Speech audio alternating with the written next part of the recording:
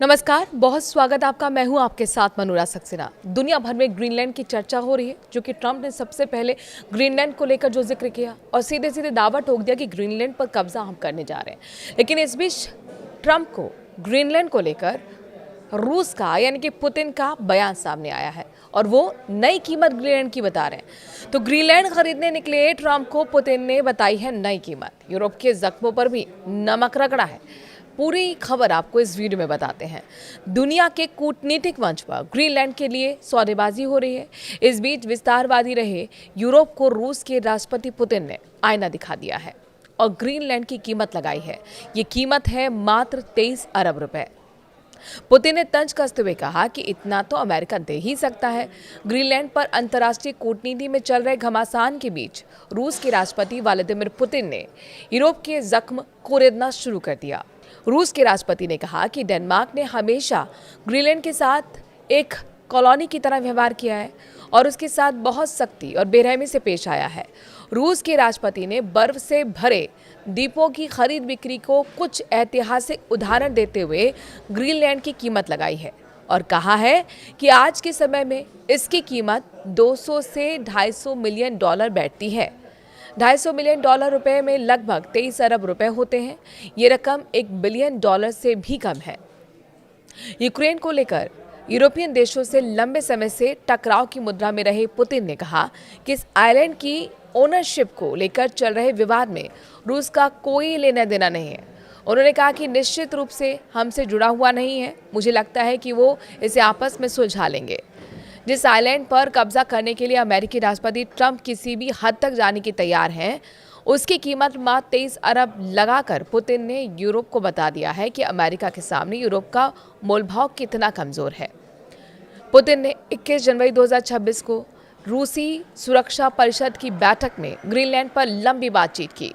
उन्होंने कहा कि मुद्दा रूस से कोई सरोकार नहीं रखता है और इसे डेनमार्क और अमेरिका को स्वयं सुलझाना चाहिए। रूसी राष्ट्रपति इतिहास के पन्नों को उलटने लगे और चले गए साल 1867 में। पुतिन ने कहा कि 19वीं सदी में यानी कि 1867 में रूस ने अलास्का को यूनाइटेड स्टेट्स को बेच दिया था और यूनाइटेड स्टेट्स ने इसे हमसे खरीद लिया था। पुतिन ने कहा, अगर मुझे ठीक से याद है तो अलास्का का एरिया लगभग 1.717 मिलियन स्क्वायर किलोमीटर है। हो सकता है इससे थोड़ा ज़्यादा। यूनाइटेड स्टेट्स ने अलास्का को हमसे 7.2 मिलियन यूएस डॉलर में खरीदा था। इन सभी दशकों में महंगाई के हिसाब से एडजस्ट करने पर आज की कीमत में ये रकम लगभग 158 मिलियन डॉलर होगी। पुतिन ने यूरोप पर तंज कसा और कहा कि ग्रीनलैंड का एरिया 2.166 मिलियन स्क्वायर किलोमीटर से थोड़ा ज़्यादा है। उन्होंने कहा कि ग्रीनलैंड और अलास्का के क्षेत्र में लगभग 450,000 स्क्वायर के लगभग किलोमीटर है।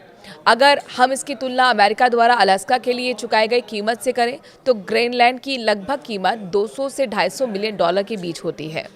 अमेरिका इतना खर्च तो उठा ही सकता है। तो पुतिन ये कह रहे हैं कि अगर उस समय गोल्ड की कीमतों से इसकी कीमत तय करें तो ग्रीनलैंड का मूल्य लगभग 1 बिलियन डॉलर के करीब होगा। ट्रंप ने कहा कि अमेरिका इतना खर्च उठा सकता है। आरटी यानी कि रशियन टुडे ने अपनी रिपोर्ट में कहा है कि पुतिन ने यह भी कहा कि अमेरिका ने डेनमार्क से तब वर्जिन आइलैंड भी खरीदा था। उन्होंने कहा कि सबसे ज़रूरी बात यह है कि डेनमार्क और यूनाइटेड स्टेट्स का भी इस बारे में अपना अनुभव है। 1917 में डेनमार्क ने वर्जिन आइलैंड्स अमेरिका को बेच दिया था। ये भी एक उदाहरण है। पुतिन ने डेनमार्क को चिढ़ाते हुए कहा कि डेनमार्क ने हमेशा ग्रीनलैंड के साथ एक कॉलोनी जैसा बर्ताव किया है और उसके साथ काफ़ी सख्ती से बर्ताव किया गया है। पुतिन ने कैसे यूरोप के जख्मों पर नमक छिड़का है ये भी जान लीजिए।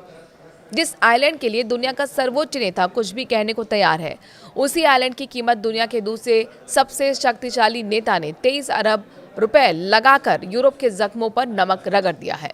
पुतिन का यह बयान ट्रंप की मांग को सामान्य बनाता है, जैसे संप्रभुताओं का कोई मतलब नहीं हो और क्षेत्रों की खरीद फरोख्त सामान्य बात हो। पुतिन ने ग्रीनलैंड की मामूली कीमत बताकर यूरोप को चिढ़ाया है, जैसे ग्रीनलैंड कोई सस्ता सौदा हो, जबकि यूरोप इसे संप्रभुता का मुद्दा मानता है।